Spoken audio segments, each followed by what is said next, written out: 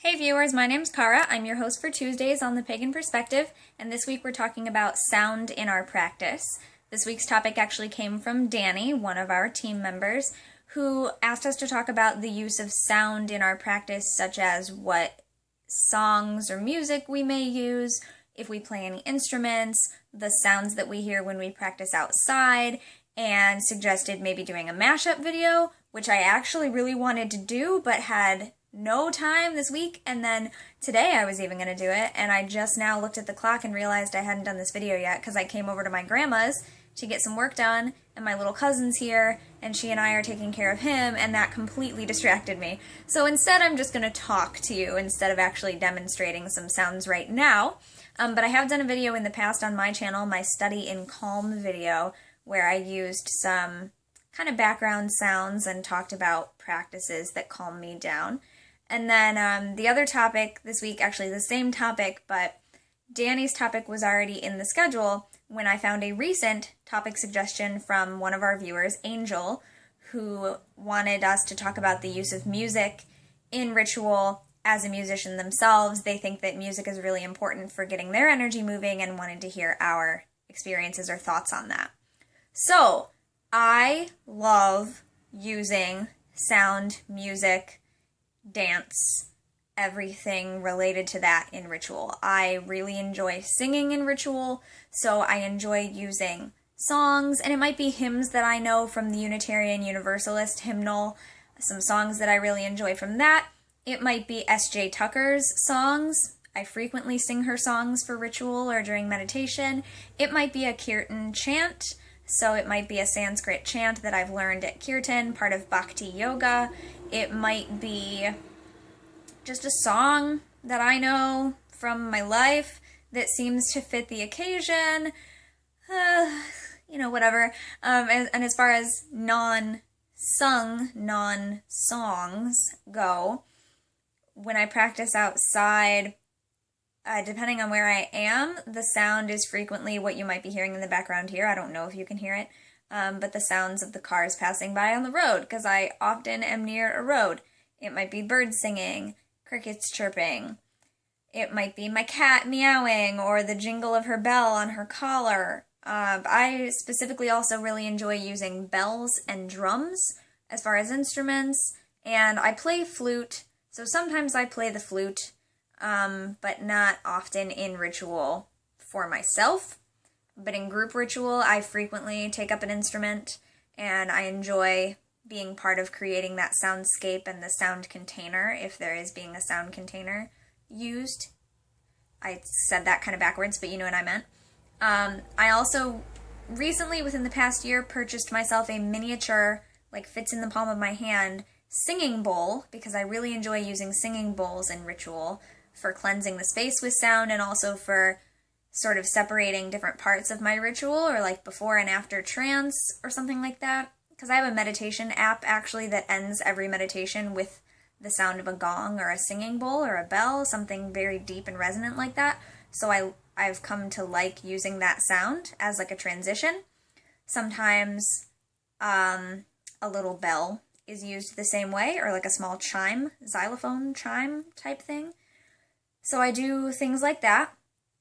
And some other places that I've learned songs, other than just learning them from people in ritual, from group rituals or public rituals, is Circle Round, the book by Starhawk and Diane Baker and Anne Hill. There are a lot of songs in that, and because I play the flute, which is in the same key as a piano, I can use my flute to play the songs in the book, and that's how I teach them to myself and hear what the tune is supposed to sound like. So my hand is starting to hurt holding up the camera, I'm sorry. So that's where I find it, or there's a lot of pagan chants you can find online, but I don't always use specifically strictly pagan chants, but just certain types of music speak to the experience that I want. And often it is S.J. Tucker, who is a pagan artist, but it's not always. I know Brendan in the past posted about, I don't know if he ever talked about it on here, if they ever talked about it on here, but in the past, Brendan talked about a ritual that they did that was Florence inspired, and that sounded really cool. And I've never done anything kind of like that, like a jukebox ritual where you just use all songs by a certain artist to create it. But I think that idea sounds awesome. And just the other thing that I sort of wanted to mention in this video is, well, I wanted to ask about whether any of you are familiar with or personally experience autonomous sensory meridian response, or ASMR.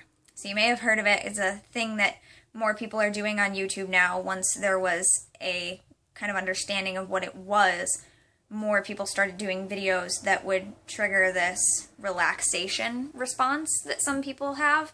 And I had never experienced it to the extent where I sought out, like, what is this? Like, it's something that I didn't know. But there are definitely sounds that are very relaxing to me, such as the ones that I used in my Study and Calm video, but also just, yeah, certain sounds that I find relaxing. And so some people have suggested that I do some ASMR videos, and I have one specific viewer who I've been talking to a lot about that, who was the first person who suggested it to me, and they have been around for a while and know more of the history of kind of like how it came to be a thing and how it came to be a thing on YouTube.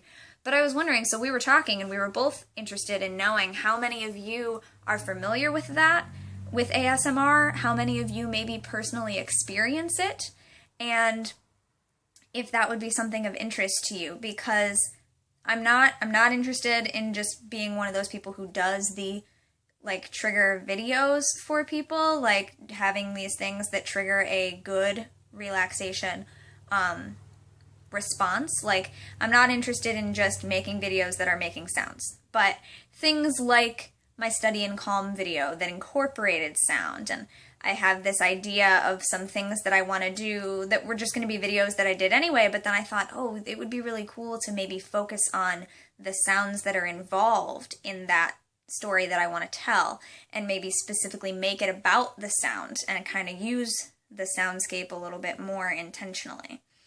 So, I don't know. I just thought I would put that out there and ask you if any of you are people who make use of that. And yes, I think, to answer Angel's question too, more specifically, I think that music is very important to me. I think you can also have ritual that does not incorporate a lot of it, but I always personally enjoy it more when it does. And I know even services that I would create at the Unitarian Universalist Church, people like to sing. People like when there's something they know they can sing along with because it gets them involved energetically. And then it's also nice to occasionally throw something in there that's new. I know for any reclaiming things that I've been to, we always have like a planning session before the ritual happens, and if there's a new chant or song that hasn't been used yet, they actually teach it to us first before the context of the ritual itself, so that when you get into the ritual, you already know the song and you can immediately start singing along with it. So that I think is cool because it makes sure that nobody is kind of standing there going, oh, I don't know the song, so I can't really fully participate except maybe musically or whatever. And I do find myself taking up instruments a lot in public ritual, and I enjoy singing, and yeah, I think I've sort of covered all my points here. And I think that music is a fantastic way to move energy and get people all together energetically. And sorry, I heard a noise. I do not consider myself a musician, but I definitely am a musician. I play musical instruments.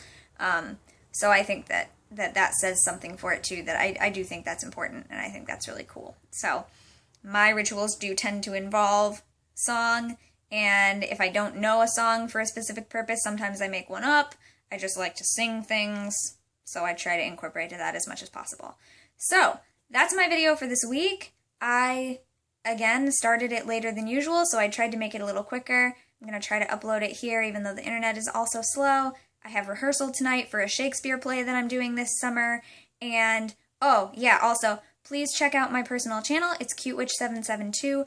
I'm going to try to post a video every week there now, and the first one of every month, like around Friday, Saturdays is when I'm going to try to do them. And the first one of every month, I'm probably, at least for a while, going to make like an update. Like, here's how progress is going, here's what I'm working on now, here's what I'm worried about, because I recently quit my day job and I'm trying to do all of my personal things full time, and it's really stressful trying to get that together to a place that I can actually make a living off of and pay my bills with in such a short amount of time. So if you will keep an eye out there, subscribe if you're not already, check out what I'm doing on my personal channel, watch my recent stuff, and keep an eye out for any new things. And I will see you here next week on Tuesday. And until then, don't forget to be awesome, blessed be, and goodbye. And end.